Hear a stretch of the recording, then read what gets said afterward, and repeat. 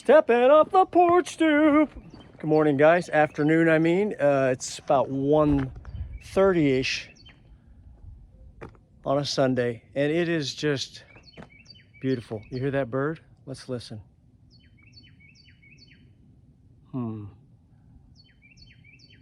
Yep. Springtime's coming. Oh, wait.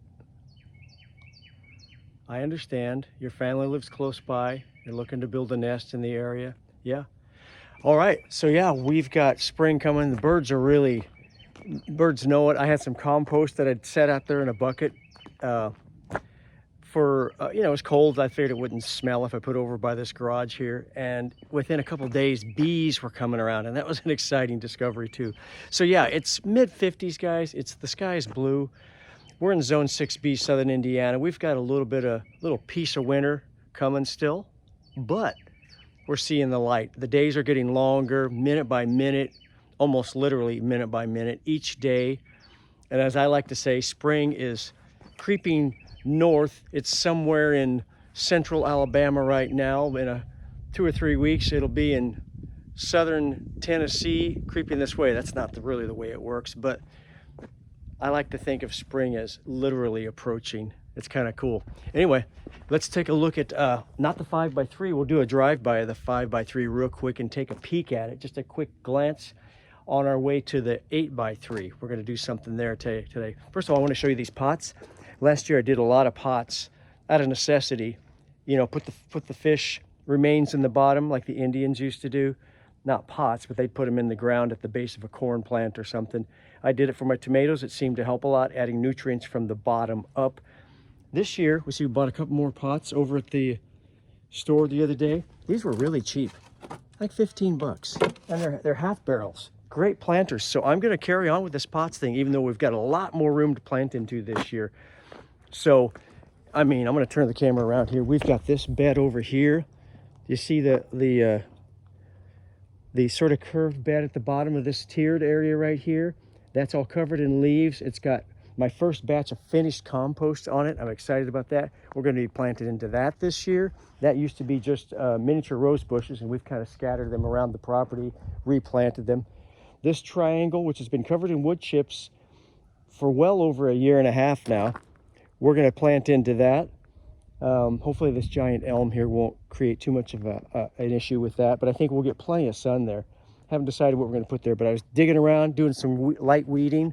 It's got cardboard underneath it, by the way. A thin layer of dirt from a pond that was left dormant when we moved, by the time we'd moved in. Cleaned the gunk out of it and just spread that blackish, muddy dirt over it, then top that with wood chips. So the cardboard, the gunky dirt, and the wood chips, and that dirt is looking real good. I was weeding, and 3 or 4 inches down, it looks really nice still. So here's a 5x3 that I've just covered in a thin layer of unfinished compost, and underneath that is just shredded up with my shredder and the mower, grass clippings mixed with leaves. So that's cooking. And here's the 5x3, guys. The 5x3, yeah, it's doing pretty good. I've got this little fancy solar powered thing I got on sale at Home Depot. I think it kind of heats it up at night. I was telling my wife, I wonder if when we cover it with plastic during the winter, that solar light collects its energy, and it must maybe a degree or two. Anyway, the interesting thing is I've got some veggies that have overwintered. So take a quick tour with me. Check this out. So we've got a beet here, one single beet. It is so bright out here. I hope you guys are seeing that. Yeah, there's my hand. That looks really good. The color is very vibrant. And so we're going to leave that alone. The root is pretty small, but I can still eat the greens this spring. We're going to just let it go. Several of the carrots still are doing well. Let's pick this one right here while we're rolling. That's a dinky little guy there. Anyway, how about this one right next to it? Oh, look at that, guys. That's a Danvers half long, I believe. Really nice. Put it by my head. I like to do that. There we go. See, my head is not necessarily unusually large or small, but that's pretty good there, I think. So carrots still. And look over here, we've got one Swiss chard plant. Really looking good. You can see I've got mulched here. Got it mulched with either grass clippings and or shredded up leaves. Really a couple inches of it there. But look at this, the Swiss chard looks really good. I'll tucked in here. Now, I've been keeping the plastic on at night because we're still getting a lot of 20s at night. We're just going into a heat wave right now. We're gonna actually hit the bottom edge of 70 degrees, it looks like, on Thursday. We've got thunderstorms in the forecast. We have a mixed bag of early spring weather. I'm stretching it using that terminology. It's not technically spring till March 21st, I believe, this part of the world. But I'm gonna call it early spring. And so we've got a mixed bag of weather. So just a couple of days ago, it was highs in the mid 30s, had the plastic over it, and things seem to do pretty good. I mean, none of the lettuce, of course, we knew the lettuce was kind of a fail last year if you've been following my videos. There's still some of it trying to hang out there, just tiny little bits of it. Not worried about that. That was some Paris Island Cost lettuce that just didn't do too good. Had a failure with the seeds, planted old seeds, replanted with newer bag of seeds, and still didn't do too good. It was too late in the season. But yeah, Swiss chard. Now take a look at the spinach. Really looking healthy. So this tells me of the spinach, Swiss chard, beets, carrots, lettuce, mizuna, and another Asian green I planted in here, tatsoi, that the spinach really seems to be the champion of the cold weather. And I wonder if I take a little piece.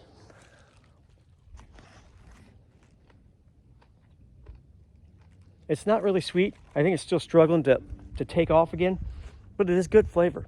Okay, so here's the main thing we're gonna do today. That was the 5x3. Always try to visit that. So we've got these buckets of leaves here. See here? All these buckets of leaves. And I'm gonna get some more probably. There's some of the shredded leaves. I really ran through the shredder. So it's a mixture. These leaves, and I'll put these on last.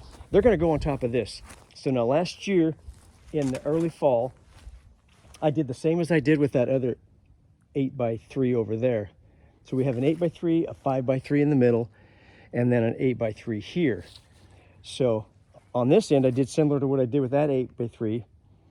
Grass clippings and wood chips. Underneath that, of course, I did the hugelkultur method, where I'm putting rotted branches, rotted leaves. If it's got some fungus growing on it, all the better, guys. I want lively, rotting soil. It's like almost completing its circle.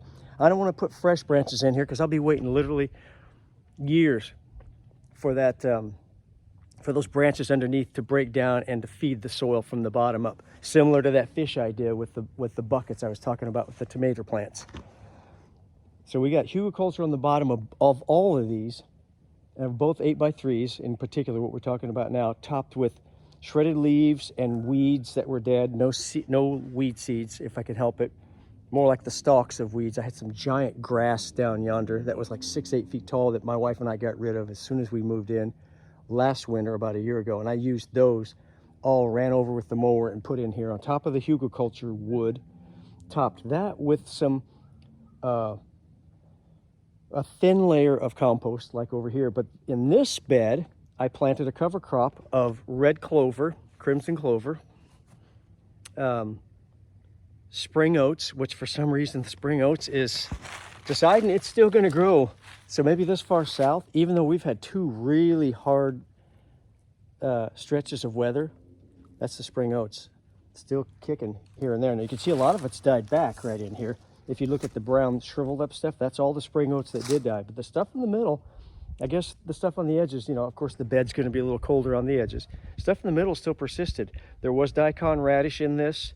So spring oats, red clover, daikon radish. The red daikon radish really didn't make a showing. It started to come up, and I think I planted it too thick, this cover crop. So when I do this again, I will really spread it out. I had my grandson help me, and we just kind of had fun spreading it kind of willy-nilly and, you know, chatting and stuff. Oops, I'm losing my... There we go. So anyways, I'm going to take this now because it's still persisting, and springs are coming, guys. Hello, look at the blue. And I'm gonna just chop this back, and I'm gonna top this now with the the layer of leaves to to dampen the growth of this, to sort of hamper any more growth, because I want to plant directly into this. I'm not going to pull these roots up. All of these legumes, of which red clover are in the family of, are going to create nodules of nitrogen that it draws from the soil and fixes into the ground at the level that the plants I plant in here in the spring will be able to access. So that's really exciting. That's why cover crops are so cool. You just plant into them. I learned that from I Am Organic Gardening. He's in New Jersey, really knowledgeable guy. He's got like a bunch of acres, a couple dozen acres, I believe, that he farms and does a large garden on for his family.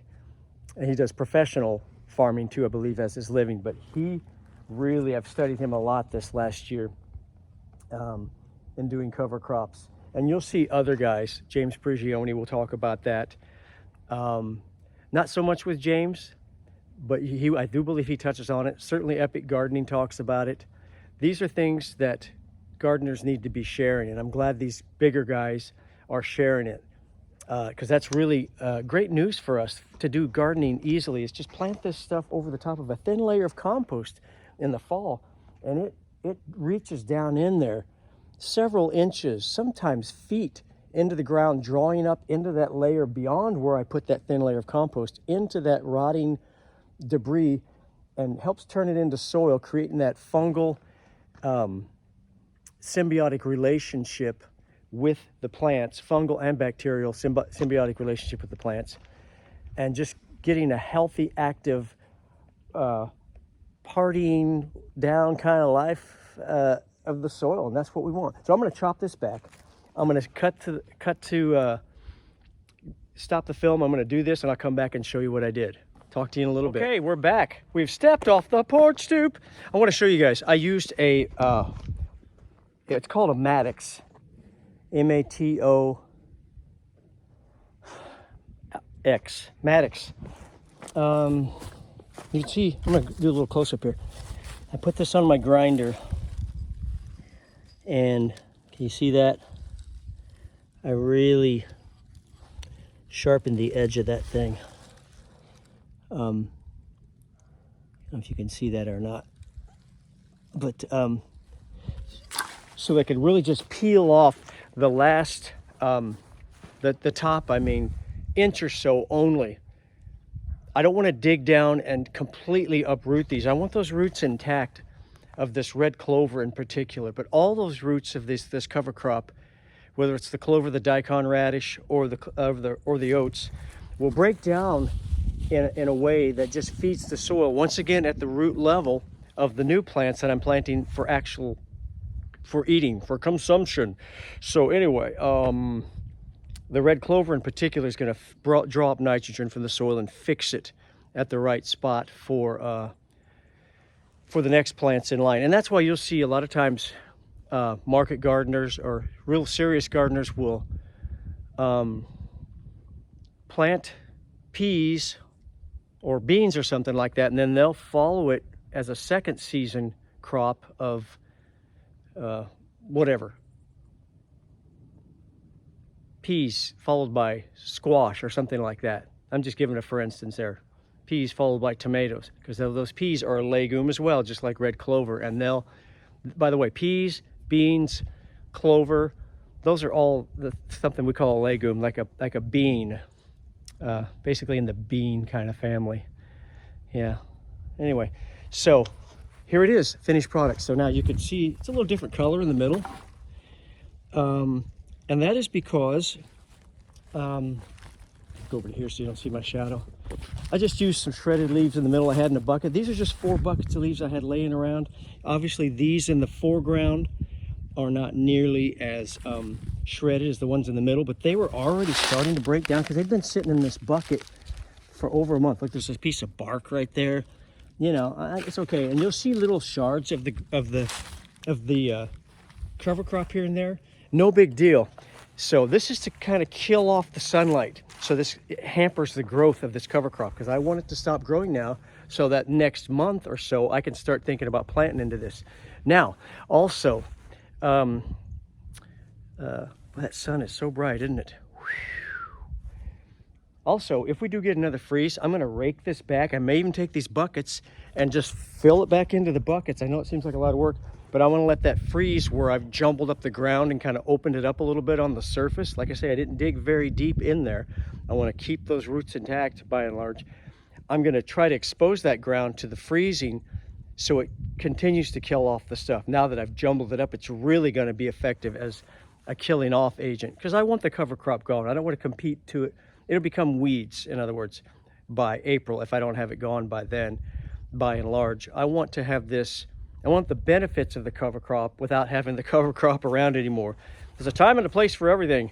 Cover crop, fall, winter, early spring, and then we want it to be dying off by early spring. So there we go, guys. There it is, finished.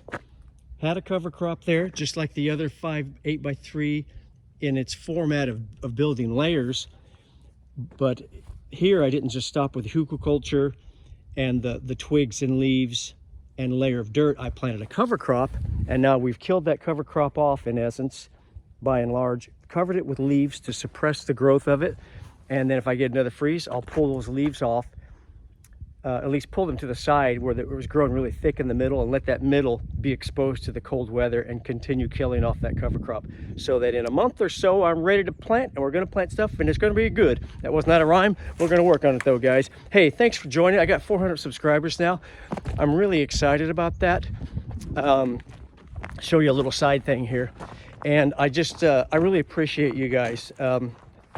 I did a little song a couple months ago commemorating 60 subscribers, and that just kind of made everything take off. Hey, if I get musicians and guitar players watching this thing that would not have watched another gardening channel, that's great. I don't necessarily think we need another slew. We always need more people talking about gardening, but I have just a unique angle. We're all musical in our family, so I thought, why not? And I'm silly by nature. I'm not really afraid to make too much of a fool out of myself if it gets my point across and draws in people. So anyway, thank you guys for following. Please subscribe, hit the like button, share this with your friends. I want to show you this before I go. This is more of that deck. If you've watched my other videos, you know I've been taking apart a deck way down yonder over there and repurposing the composite wood, which lasts literally decades, into raised beds. So I've taken the decking off, turned it into raised beds. This is all going to my daughter and son-in-law's house. This is pallets for their compost. They're really getting into gardening this year, and I'm super excited about that they're doing that, and they're super excited too. She's already a butterfly expert, pollinators. She's a butterfly way station official, but now she's going to branch into veggie gardening full force, her and Christian, her husband. So these are pallets for their compost, and this is all that decking that they're going to turn into 2 8x3 raised beds. So that's loaded in my truck, ready to go over today. It's Super Bowl Sunday. I'm excited. We're going to do a little physical labor and unload that stuff. But there we go, guys. The 8x3 nestled in for the final run of winter before we get ready to plant into it in about a month and a half. One more little 5x3 flyby. Look at those carrots. I better grab those. Talk to you guys soon. Bye-bye. 8 o'clock tomato talk. Don't forget to subscribe. Thank you so much.